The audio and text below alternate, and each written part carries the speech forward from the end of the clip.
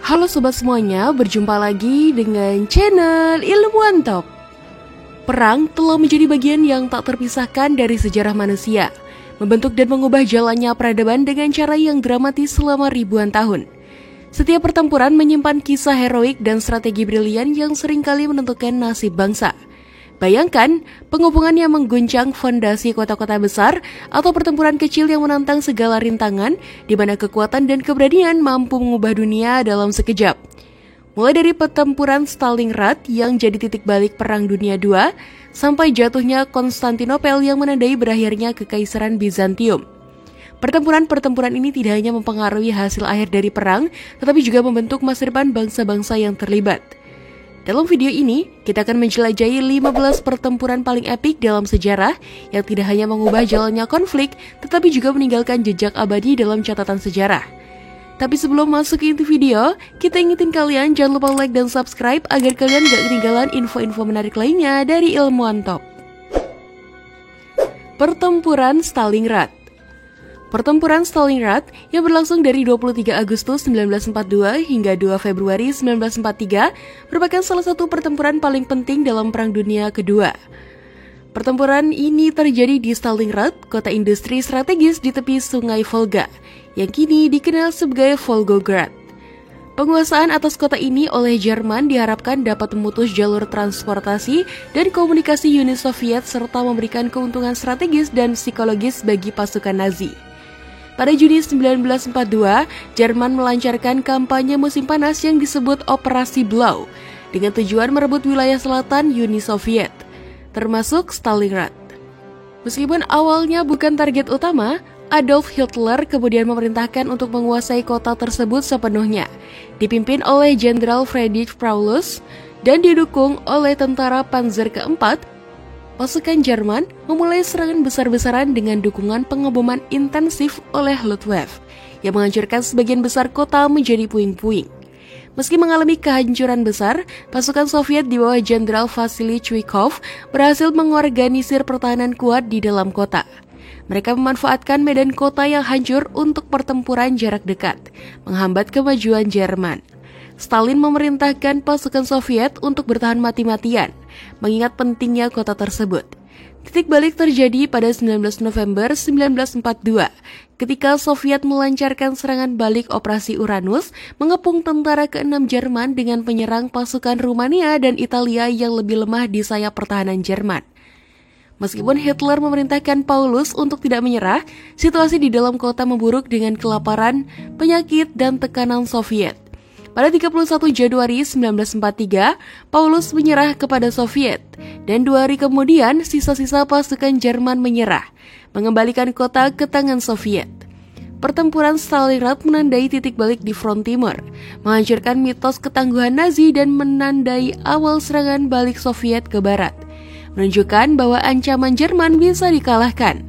Pertempuran ini adalah salah satu yang terbesar dan paling berdarah dalam sejarah, dengan korban jiwa yang sangat besar di kedua belah pihak. Jatuhnya Konstantinopel. Jatuhnya Konstantinopel pada 29 Mei 1453 merupakan peristiwa penting yang menandai berakhirnya Kekaisaran Bizantium dan awal kebangkitan Kekaisaran Ottoman sebagai kekuatan besar. Konstantinopel, yang kini dikenal sebagai Istanbul, adalah ibu kota Bizantium dan salah satu kota yang paling dipertahankan di dunia.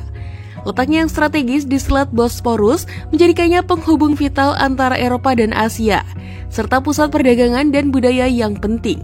Sultan Mehmed II yang dikenal sebagai Mehmed Sang Penakluk bertekad untuk menaklukkan kota ini demi memperluas kekaisarannya yang mengukuhkan kendali atas wilayah tersebut. Sebelum pengepungan dimulai, Mehmed II melakukan berbagai persiapan dan strategi untuk memastikan keberhasilan penaklukan. Ia mengumpulkan pasukan besar yang dilengkapi dengan teknologi militer canggih pada masanya, termasuk meriam besar yang mampu menembus tembok kota yang tebal, sesuatu yang sebelumnya dianggap mustahil. Pengepungan Konstantinopel dimulai pada 6 April 1453 dengan sekitar 80.000 prajurit Ottoman merapatkan barisan mereka di sekitar kota. Meskipun para pembela Bizantium memberikan perlawanan yang gagah berani, pasukan Ottoman secara bertahap melemahkan pertahanan mereka. Setelah hampir 2 bulan pengepungan, pasukan Ottoman melancarkan serangan akhir yang menentukan. Mereka memusatkan kekuatan pada celah-celah di tembok kota dan berhasil mengalahkan para pembela yang kelelahan. Pada 29 Mei 1453, setelah lebih dari 1000 tahun berdiri, Kekaisaran Bizantium akhirnya jatuh. Kejatuhan Konstantinopel memutus jalur perdagangan antara Eropa dan Asia yang memaksa banyak negara Eropa untuk mencari rute alternatif ke Asia, seperti ekspedisi Christopher Columbus. Dampak dari jatuhnya Konstantinopel sangat signifikan bagi Eropa. Banyak sarjana Yunani melarikan diri ke barat, membawa serta pengetahuan klasik yang kemudian membantu memicu Renaissance di Eropa. Selain itu, berkurangnya pasokan barang dari Asia, terutama rempah-rempah, mempengaruhi perdagangan Eropa. Perdagangan Venesia dan Genoa dari Italia menjadi semakin penting dalam perdagangan maritim. Sementara bangsa Eropa mulai mengeksplorasi jalur baru untuk mengakses sumber daya di timur. Pertempuran Arbela. Pada tanggal 1 Oktober 331 sebelum Masehi, pertempuran Arbela berlangsung di dataran Gaugamela, dekat kota modern Irbil di Irak. Pertempuran ini mempertemukan dua kekuatan besar, Kekaisaran Makedonia yang dipimpin oleh Alexander Agung dan Kekaisaran Persia di bawah Darius III. Kemenangan Alexander dalam pertempuran ini menghancurkan kekuatan militer Persia dan membuka jalan bagi penaklukan seluruh Persia, mengukuhkan dirinya sebagai salah satu pimpinan militer terbesar sepanjang masa. Darius III yang telah kalah dalam pertempuran Issus memilih Gaugamela sebagai medan pertempuran untuk membalas dendam dan mempertahankan kekaisarannya. Ia mengumpulkan pasukan besar yang diperkirakan mencapai ratusan ribu orang, jauh lebih banyak dari pasukan Alexander yang hanya berjumlah sekitar 47.000 orang. Darius yakin bahwa jumlah pasukan yang besar dan medan terbuka akan memberinya keuntungan. Namun, Alexander meskipun kalah jumlah, merencanakan strategi dengan cermat, memanfaatkan kecepatan dan kelincahan pasukannya untuk melawan jumlah pasukan Persia yang besar. Saat pertempuran dimulai, Alexander melakukan manuver brilian yang mengacaukan formasi Persia, menciptakan celah yang dieksploitasi dengan serangan kavaleri yang dahsyat. Darius III melarikan diri, menyebabkan kehancuran moral pasukan Persia. Kemenangan telak ini menandai titik balik dalam kampanye Alexander untuk menaklukkan Kekaisaran Persia. Setelah pertempuran, Alexander memasuki kota-kota besar Persia dan mengklaim gelar Raja Asia, menandai berakhirnya Kekaisaran Persia dan awal era baru peradaban Helenistik. Pengepungan Yorktown tahun 1781. Pengepungan Yorktown pada tahun 1781 merupakan momen krusial dalam Perang Revolusi Amerika. Sebuah peristiwa yang secara dramatis mengubah arah konflik dan membuka jalan menuju kemerdekaan Amerika Serikat. Peristiwa ini terjadi setelah serangkaian manuver strategis dan aliansi yang akhirnya memojokkan pasukan Inggris di bawah pimpinan Jenderal Lord Carlos Cornwallis di Yorktown, Virginia. Pada saat itu, strategi militer Inggris berfokus pada koloni-koloni selatan, dengan harapan mendapatkan dukungan dari penduduk setempat yang masih setia kepada kerajaan Inggris. Jenderal Cornwallis memimpin kampanye di selatan, meraih beberapa kemenangan tetapi gagal mematahkan semangat perlawanan pasukan Amerika. Pada musim panas 1781, Cornwallis memilih Yorktown sebagai basis operasinya, memperkuat pertahanannya di sana. Jenderal George Washington melihat peluang untuk menjebak Cornwallis di Yorktown, menyusun rencana bersama Jenderal Prancis Roch Campbell untuk mengepung pasukan Inggris. Mereka menggerakkan pasukan gabungan Amerika-Prancis dari New York menuju Virginia. Strategi ini didukung oleh kehadiran Angkatan Laut Prancis di Atlantik. Laksamana Prancis Francois Joseph Paul de Grasse memainkan peran kunci dengan mengalahkan armada Inggris dalam pertempuran Chesapeake, memutus jalur pasukan dalam pelarian Cornwallis melalui laut. Pengepungan dimulai pada 28 September ketika pasukan Amerika dan Prancis berjumlah sekitar 17.000 orang tiba di Yorktown. Mereka membangun garis pengepungan secara bertahap mengepung pertahanan Inggris. Selama beberapa minggu berikutnya, pasukan sekutu melancarkan serangan artileri yang gencar, melemahkan pertahanan Inggris. Pada 14 Oktober, pasukan Amerika dan Prancis melancarkan serangan malam yang sukses terhadap dua benteng penting Inggris. Penaklukan posisi-posisi ini mempercepat akhir pengepungan. Dengan pertahanan yang runtuh, tanpa harapan akan bala bantuan atau pelarian, Cornwallis terpaksa memulai negosiasi penyerahan diri. Pada 19 Oktober 1781, Cornwallis secara resmi menyerah kepada Washington, Rochambeau, dan pasukan mereka. Penyerahan di Yorktown secara efektif mengakhiri operasi tempur besar dalam Revolusi Amerika. Meskipun beberapa pertempuran kecil masih terjadi, jalan menuju kemerdekaan Amerika Serikat telah terbuka lebar. Pada tahun 1783, Perjanjian Paris ditandatangani secara resmi mengakui kemerdekaan Amerika Serikat. Pertempuran Zama 19 Oktober 202 sebelum Masehi. Pertempuran Zama yang terjadi pada 19 Oktober 202 sebelum Masehi di dekat Kartago, wilayah yang kini dikenal sebagai Tunisia modern, menjadi puncak Perang Punisia kedua. Pertempuran ini mempertemukan dua kekuatan besar Mediterania, Romawi yang dipimpin oleh Scipio Africanus melawan Kartago di bawah komando Hannibal Barca. Perang Punisia kedua dimulai pada 218 sebelum Masehi dengan invasi berani Hannibal ke Italia, di mana dia meraih sejumlah kemenangan gemilang. Namun seiring waktu, Romawi mulai bangkit dan membalikan keadaan. Scipio Africanus muncul sebagai harapan baru Roma dengan strategi inovatifnya, menyerang wilayah Kartago di Spanyol dan Afrika Utara. Pada 204 sebelum Masehi, Scipio mendarat di Afrika Utara, mengancam Kartago secara langsung dan memaksa mereka memanggil pulang Hannibal dari Italia. Kedua pasukan akhirnya bertemu di Zama dengan Hannibal mengerahkan pasukan infanteri Kartago, kavaleri Numidia, dan gajah perang. Sementara Scipio memimpin legiun Romawi yang diperkuat oleh sekutu Numidia di bawah Raja Masinissa. Strategi Scipio di Zama terbukti menentukan. Mengantisipasi penggunaan gajah perang oleh Hannibal, Scipio mengatur pasukan membentuk lorong-lorong.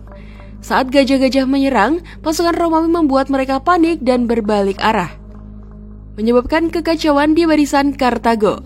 Kavaleri Romawi dan Numidia kemudian melancarkan serangan, mengepung dan mengusir kavaleri Kartago. Infanteri Hannibal yang kini tanpa perlindungan menjadi sasaran empuk bagi legiun Romawi, mengakibatkan kekalahan telak bagi Hannibal. Kekalahan di Zama mengakhiri Perang Punisia kedua, memaksa Kartago menerima perdamaian dengan syarat-syarat yang sangat merugikan.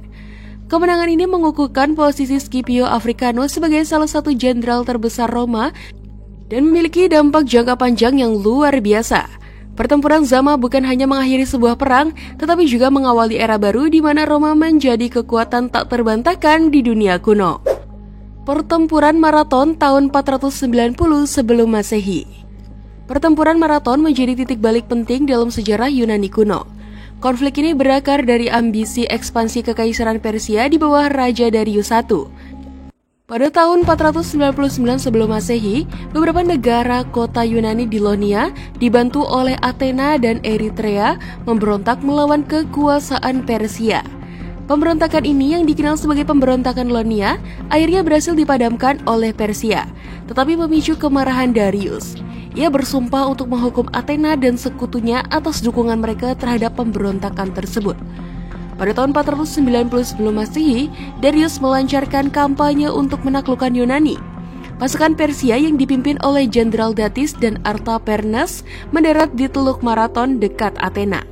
Orang Athena menyadari ancaman yang mendekat, meminta bantuan dari Sparta.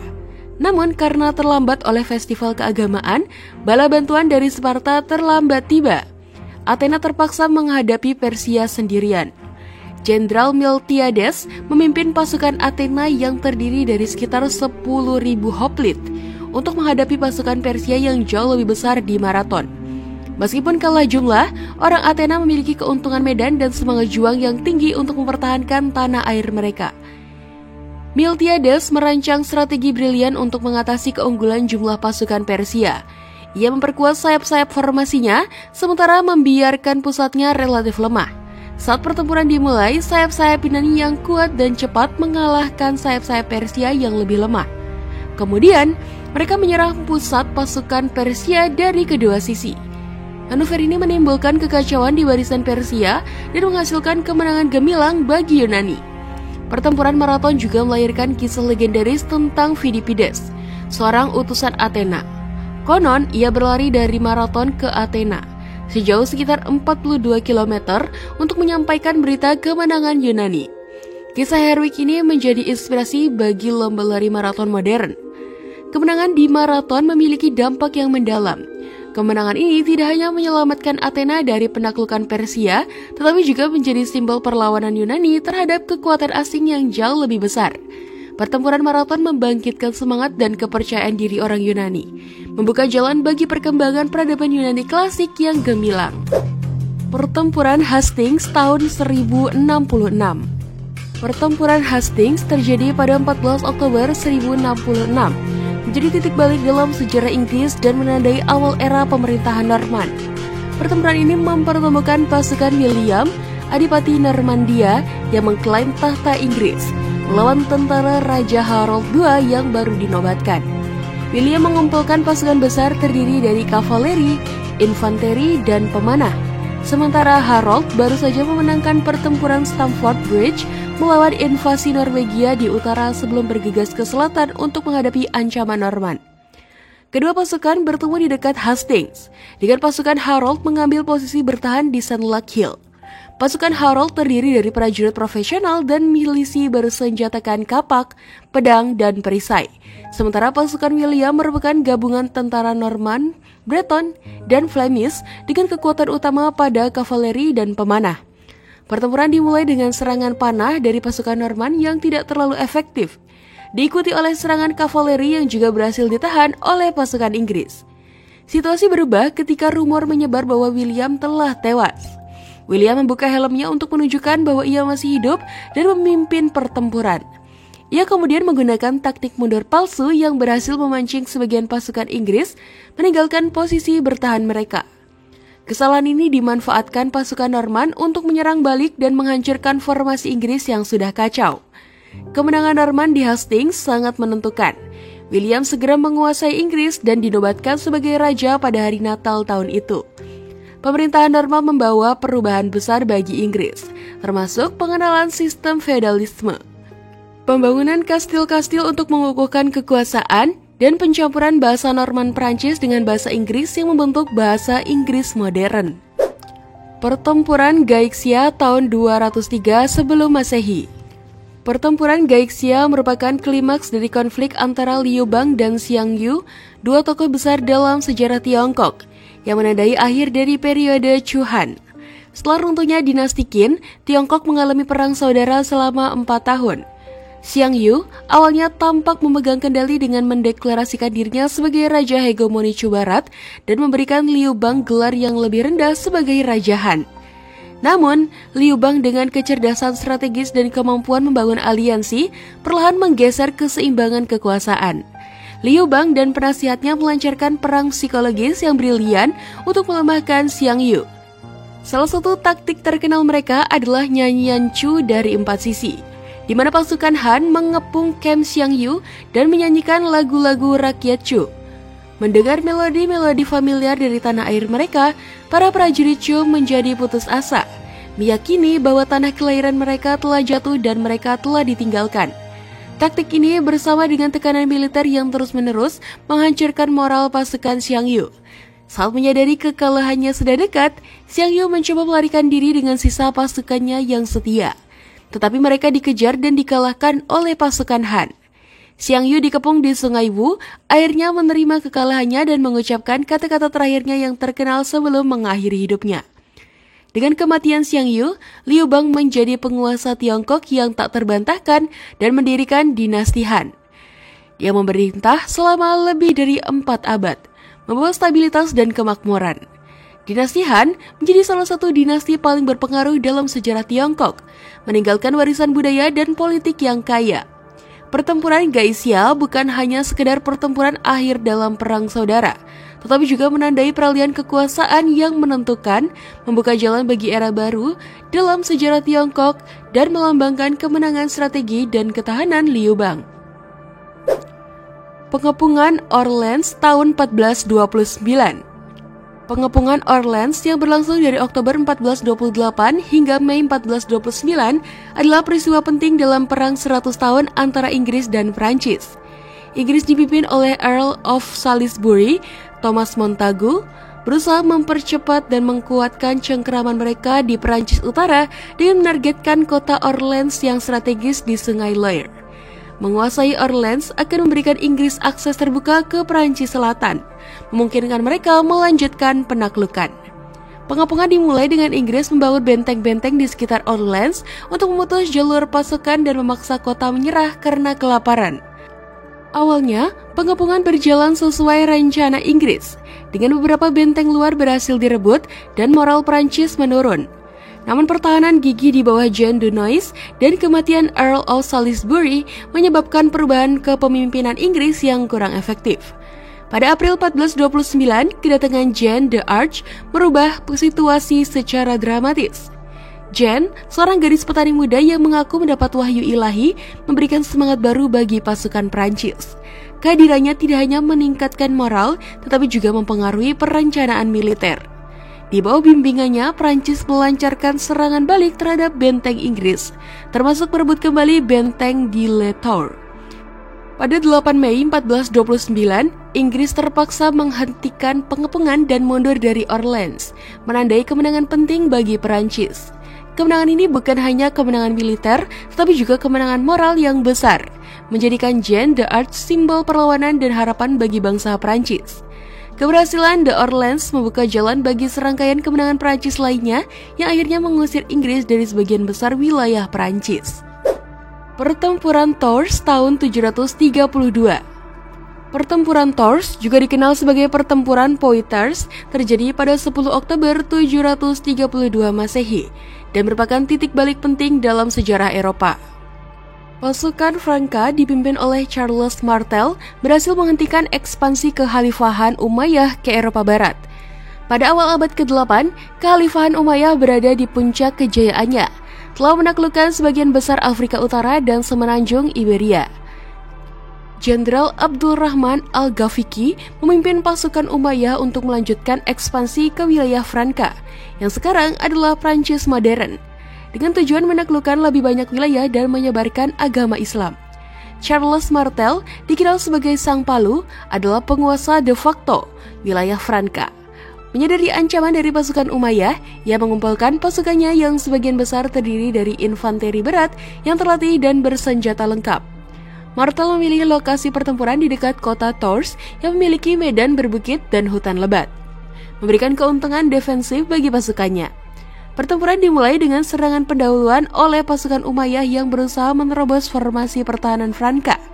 Namun, pasukan Martel bertahan dengan gigih, memanfaatkan medan yang menguntungkan dan disiplin formasi mereka. Titik balik pertempuran terjadi ketika rumor menyebar di antara pasukan Umayyah bahwa pasukan Franka menyerang kamp mereka dan merampok pembekalan. Hal ini menyebabkan banyak pasukan Umayyah meninggalkan barisan untuk melindungi harta rampasan. Melihat peluang ini, Charles Martel memerintahkan serangan balik.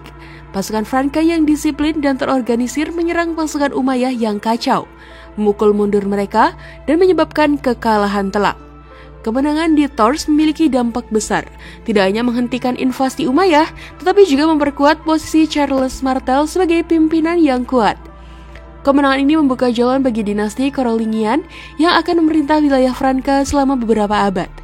Cucu Charles Martel, Charlemagne, kemudian berhasil menyatukan sebagian besar Eropa Barat dan Kekaisaran Romawi Suci pertama. Pertempuran Tours sering dianggap sebagai momen penting dalam sejarah Eropa, karena dianggap menyelamatkan Eropa Kristen dari penaklukan Islam dan mempertahankan warisan budaya serta agama yang menjadi dasar peradaban Barat modern. Pertempuran Cajamarca tahun 1532.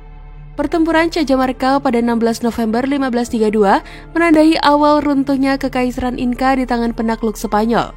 Francisco Pizarro memimpin ekspedisi kecil berjumlah sekitar 168 orang dengan keunggulan teknologi seperti pedang baja, busur silang, senjata api, dan kuda yang belum pernah dilihat oleh suku Inca. Di sisi lain, Kaisar Atahualpa memimpin ribuan prajurit Inca yang tidak siap menghadapi taktik dan persenjataan Spanyol yang canggih. Pizarro memutuskan menggunakan tipu muslihat daripada pertempuran terbuka. Setelah tiba di Cajamarca, Pizarro mengundang Atahualpa untuk bertemu secara damai di alun-alun kota. Atahualpa yang merasa percaya diri dengan kekuatannya menerima undangan tersebut tanpa menyadari rencana jahat Pizarro. Ketika Atahualpa memasuki alun-alun, ia disambut oleh biarawan Spanyol, Vicente de Valverde, yang mencoba membujuknya untuk memeluk agama Kristen dan mengakui kekuasaan Raja Spanyol. Namun, Atahualpa menolak tuntutan tersebut. Penolakan Atahualpa menjadi sinyal bagi Pizarro untuk melancarkan serangan mendadak. Pasukan Spanyol yang tersembunyi segera menyerang dengan senjata api, artileri, dan kavaleri, menciptakan kekacauan di antara suku Inka yang tidak bersenjata. Serangan tiba-tiba ini membuat pasukan Inka terjebak dan panik di alun-alun yang padat. Pasukan Spanyol dengan cepat menguasai kota dan menangkap Atahualpa. Pizarro menggunakan Atahualpa sebagai sandera untuk memeras suku Inka, menuntut tebusan berupa emas dan perak. Meskipun tuntutan tersebut dipenuhi, Pizarro tetap menahan Atahualpa dan akhirnya mengeksekusinya. Penangkapan dan eksekusi Atahualpa menyebabkan kekosongan kekuasaan di Kekaisaran Inka, memicu konflik internal dan meluahkan pahlawanan Inka. Pizarro dan pasukannya memanfaatkan situasi ini untuk melanjutkan penaklukan, menyeberangi pegunungan Andes, dan mendirikan kekuasaan kolonial Spanyol di Amerika Selatan. Pengepungan Baghdad tahun 1258. Pengepungan Baghdad pada tahun 1258 oleh pasukan Mongol di bawah pimpinan Hulagu Khan menandai akhir dari kekhalifahan Abbasiyah dan awal era baru di bawah kekuasaan Mongol. Hulagu Khan, cucu Genghis Khan, mengepung Baghdad dari 29 Januari hingga 10 Februari 1258. Dalam sebuah peristiwa yang menjadi salah satu yang paling signifikan dalam sejarah abad pertengahan. Baghdad sebagai ibu kota kekhalifahan Abbasiyah pernah menjadi pusat peradaban Islam yang gemilang. Tetapi pada abad ke-13, kekhalifahan mulai melemah karena berbagai tantangan internal dan eksternal. Kekaisaran Mongol yang sedang berada di puncak kekuasaannya mengalihkan perhatian mereka ke wilayah-wilayah Islam. Hulagu Khan bertekad memperluas wilayah kekuasaan Mongol dan menghancurkan potensi ancaman terhadap kekaisarannya. Sebelum mencapai Baghdad, Hulagu telah menaklukkan banyak kota dan wilayah lainnya. Ketika tiba di Baghdad, ia menuntut agar Khalifah Abbasiyah Al-Musta'sim menyerah. Tetapi sang Khalifah menolak. Mungkin karena meremehkan kekuatan Mongol atau terlalu percaya pada pertahanan kotanya. Pengepungan berlangsung selama 12 hari dengan pertempuran sengit dan pada 10 Februari 1258, pasukan Mongol berhasil menembus pertahanan Baghdad. Setelah memasuki kota, Mongol melakukan pembantaian massal terhadap penduduk Baghdad dan menghancurkan perpustakaan besar kota, termasuk House of Wisdom yang terkenal. Buku-buku dan manuskrip yang tak ternilai harganya dibuang ke sungai Tigris, membuat air sungai menjadi hitam karena tinta. Kejatuhan Baghdad menandai akhir dari zaman keemasan Islam dan memberikan pukulan telak bagi peradaban Islam, mengganggu jalur perdagangan dan pertukaran intelektual yang telah berkembang pesat di bawah kekuasaan Abbasiyah. Dampaknya terasa di seluruh dunia muslim, menunjukkan kekuasaan militer Mongol yang luar biasa dan menciptakan rasa takut di seluruh wilayah. Namun, seiring waktu, banyak orang Mongol yang menetap di Timur Tengah akhirnya memeluk agama Islam dan memberikan kontribusi terhadap kehidupan budaya dan intelektual di wilayah tersebut. Meskipun Baghdad tidak pernah benar-benar pulih dari kehancuran yang dialaminya. Pertempuran Waterloo tahun 1815. Pertempuran Waterloo yang terjadi pada 18 Juni 1815 merupakan peristiwa penting yang mengakhiri kekuasaan Napoleon Bonaparte dan lebih dari 2 dekade perang di Eropa. Pertempuran ini berlangsung di dekat kota Waterloo, Belgia, melibatkan koalisi ketujuh yang terdiri dari Inggris, Prusia, Austria, dan Rusia yang bersatu untuk menghentikan ambisi Napoleon menguasai Eropa. Pasukan Inggris dipimpin oleh Duke of Wellington, sementara pasukan Prusia dipimpin oleh Jenderal Gebhard Leberhard von Blücher. Napoleon berusaha mengalahkan pasukan koalisi secara terpisah, menyerang Prusia di Ligny pada 16 Juni 1815. Tetapi meskipun menang, ia gagal menghancurkan mereka sepenuhnya. Pada pagi 18 Juni, medan pertempuran di Waterloo telah siap. Pasukan Napoleon yang berjumlah sekitar 72.000 orang berhadapan dengan pasukan Wellington yang berjumlah sekitar 68.000 orang. Medan pertempuran memainkan peran penting dengan pasukan Wellington ditempatkan di puncak bukit. memberikan keuntungan defensif. Hujan deras sebelumnya membuat tanah menjadi basah, menghambat pergerakan kavaleri dan mengurangi efektivitas artileri. Napoleon memulai dengan pemboman artileri yang intens, tetapi serangan ini tidak mencapai hasil yang diharapkan. Serangan infanteri besar-besaran di La Haye-Sainte dan serangan kavaleri Prancis berikutnya juga gagal menembus pertahanan sekutu. Sore harinya, situasi berubah ketika pasukan Prusia di bawah pimpinan Blücher tiba dan bergabung dengan Wellington, menyerang sayap kanan Napoleon. Tekanan gabungan dari pasukan Wellington dan Blücher mulai menghancurkan pasukan Prancis. Dalam upaya terakhir, Napoleon mengerahkan pengawal kekaisarannya untuk menyerang pusat pertahanan Wellington. Tetapi serangan ini dipukul mundur oleh pasukan Inggris dan sekutu. Mundurnya pengawal kekaisaran menandai runtuhnya moral dan kekuatan pasukan Prancis. Kekalahan di Waterloo mengakhiri ambisi Napoleon untuk selamanya. Ia ditangkap dan diasingkan ke Pulau Saint Helena, di mana ia menghabiskan sisa hidupnya.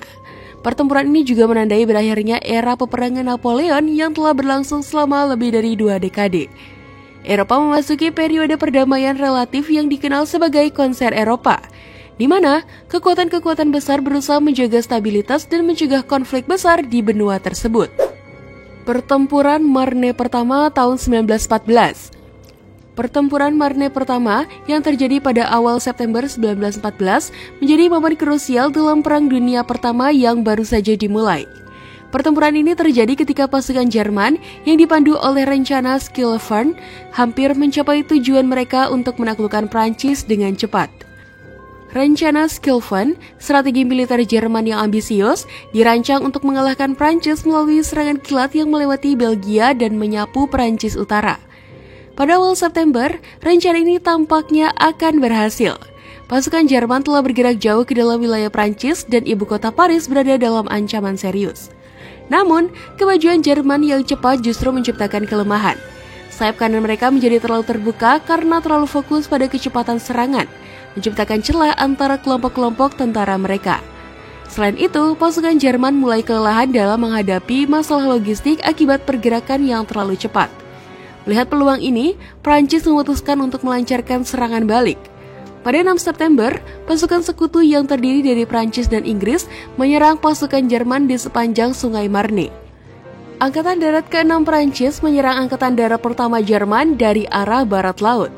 Sementara, pasukan ekspedisi Inggris atau BEF dan Angkatan Darat ke-5 Prancis menghadapi pasukan Jerman secara langsung.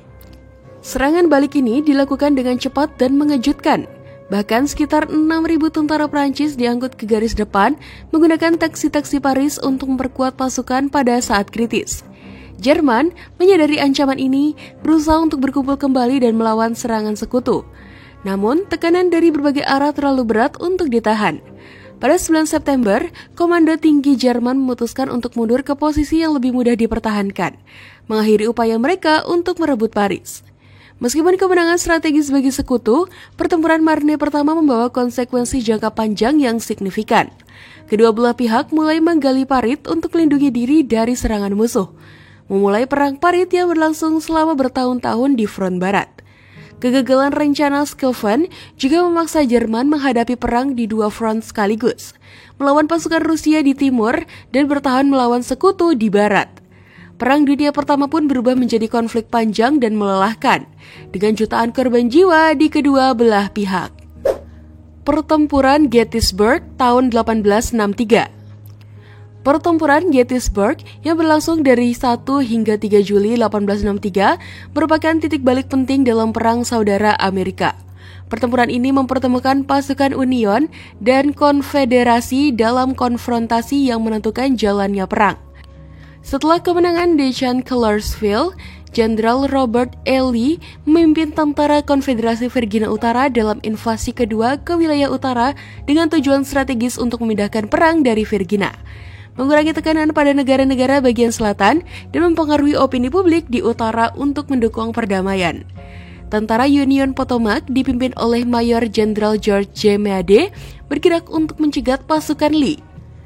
Pertempuran dimulai pada 1 Juli di sebelah barat Gettysburg, Pennsylvania, ketika pasukan Konfederasi bentrok dengan kavaleri Union. Cavalry Union berhasil menahan serangan awal hingga bala bantuan infanteri tiba.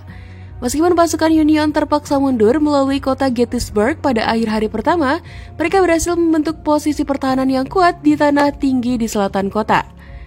Pada hari kedua, 2 Juli, Lee berusaha memecahkan garis pertahanan Union dengan menyerang kedua sayap mereka. Letnan Jenderal James Longstreet memimpin serangan terhadap posisi-posisi penting di sayap kiri Union, seperti Little Round Top, Wheatfield, dan Peach Orchard. Meskipun pertempuran sengit, pasukan Union berhasil mempertahankan posisi mereka.